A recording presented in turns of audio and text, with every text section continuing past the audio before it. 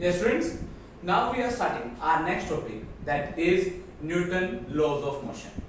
Okay, Newton laws of motion. Okay, अभी तक हमने क्या पढ़ा है? हमने फोर्स के बारे में पढ़ा, हमने बैलेंस अनबैलेंस फोर्सेस के बारे में पढ़ा. अब हम क्या पढ़ने वाले हैं? अब हम पढ़ने वाले हैं Newton laws of motion.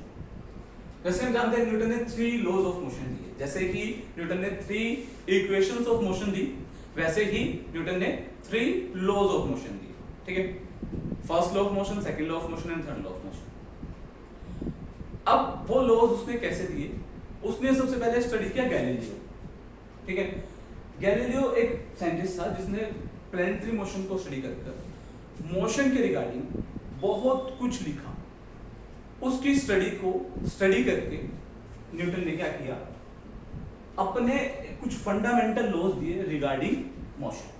Okay, equations तो तुम पढ़ ही चुके हो, इक्वेशंस ऑफ मोशन. ओके, पर कुछ उसने लॉज भी दिए. They are also very important laws.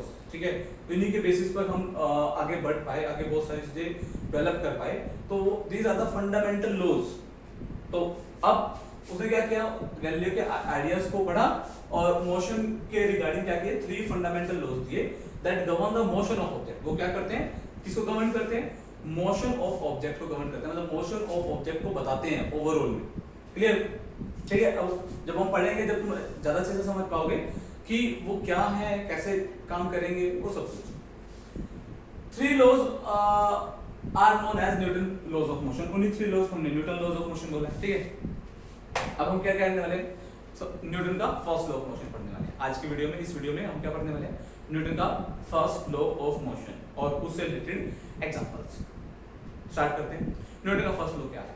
Newton first law says that any object in state of rest or uniform motion will remain in state of rest or uniform motion until and unless an external force applied on it. I'm repeating. An object will remain in state of rest or uniform motion until and unless an external force applied on it. कोई भी object होगा वो अपनी state change नहीं करेगा, वो अपनी state change नहीं करेगा. ओके, चाहे वो रेस्ट पर है चाहे मोशन में है. अगर वो रेस्ट में है तो रेस्ट में रहेगा, मोशन में है तो मोशन में रहेगा. कब तक? जब तक उसमें कोई फोर्स अप्लाई नहीं होना. ठीक है, तो इसको समझते हैं, देखते हैं एग्जांपल से थ्रू समझते हैं. अगर मेरे रूम में एक चेयर रखी हुई है, ठीक है, वो रेस्ट पर है. ऑफ कोर्स वो रेस्ट पर ही रहती है.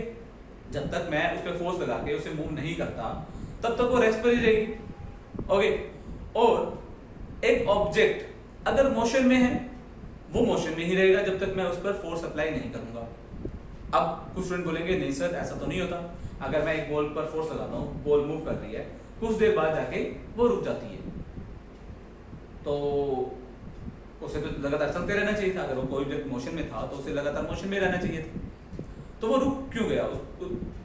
वो रुक इसलिए गया because an external force was applied on it. उस पे क्या लग रहा था?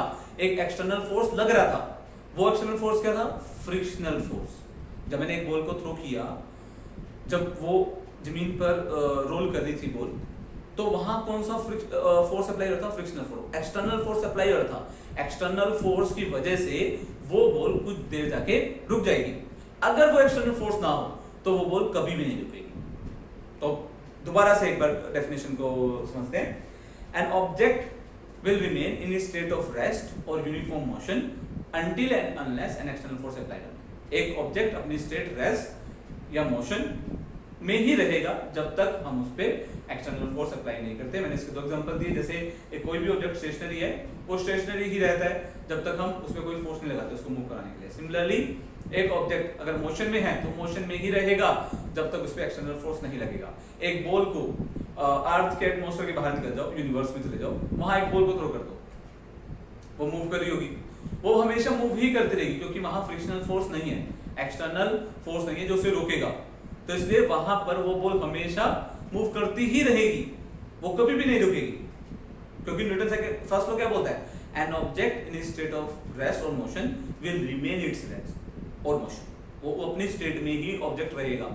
अगर वो मोशन में है तो मोशन में ही रहेगा जब तक हम उस पर एक्सटर्नल फोर्स अप्लाई नहीं करते. तो यूनिवर्स में अर्थ के एटमॉस्फेयर के बाहर, अगर मैं उसे रोकूंगा तभी जाके रुकेगी, अदरवाइज वो ऑब्जेक्ट चलता ही रहेगा। क्लियर? तो ये था हमारा Newton first law of motion. अब डेली रूटीन में हम इसके बहुत सारे एग्जांपल देखते हैं। डेली रूटीन में हम इसके बहुत सारे एग्जांपल देखते हैं। तो कुछ एग्जांपल अभी हम डिस्कस करेंगे, बहुत कॉमन और बड़े इंटरेस्टिंग से एग्जांपल है, जल्दी से देखते हैं। पर्सन स्टैंडिंग इन बस fall backward when we start the vehicle, है ना, या start the bus। अगर एक पर्सन, सपोज करो तुम ही तुम खड़े हो, बस में खड़े हो, एकदम से बस स्टार्ट हो जाती, तुम एकदम से पीछे की तरफ हो जाते हो, ठीक है? ऐसा क्यों होता है? ऐसा होता है because of first law of motion. First law ने क्या कहा था?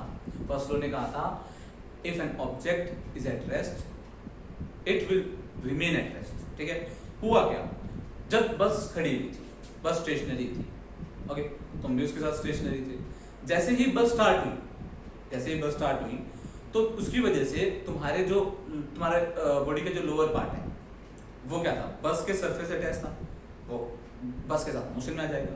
बट जो तुम्हारा अपर पार्ट है because of the state of rest, वो किस में था? स्टेट ऑफ रेस्ट पर था, वो स्टेट ऑफ रेस्ट पर ही रहना चाहेगा।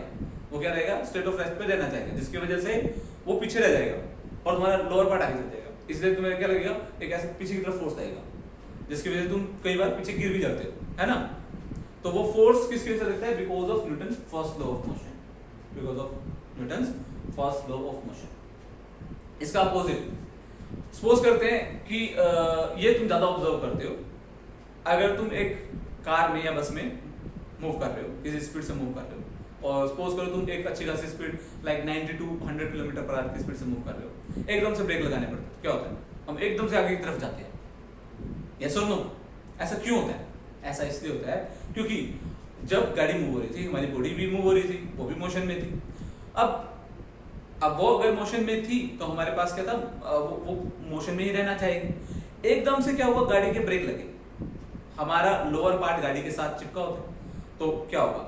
वो रेस्ट पर आ जाएगा, जैसे ही गाड़ी रेस्ट पर आई वो भी रेस्ट पर आ जाएगा।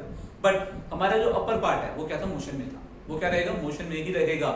मोशन में रहने की वजह से हमें एकदम से आगे की तरफ एक पुश लगेगा और हम आगे गिर जाते हैं, है ना? तो that are the examples of Newton's first law of motion. ठीक है? ये हमने सिर्फ 2 एग्जांपल्स किए, इसके अलावा और भी बहुत सारे एग्जांपल्स हम करने वाले हैं, बिकॉज जो हम नेक्स्ट टॉपिक स्टार्ट करेंगे that is inertia. Inertia is also related with the Newton's first law of motion. तो इनर्शिया वाले टॉपिक में भी हम Newton first law of motion के काफी सारे एग्जांपल करेंगे।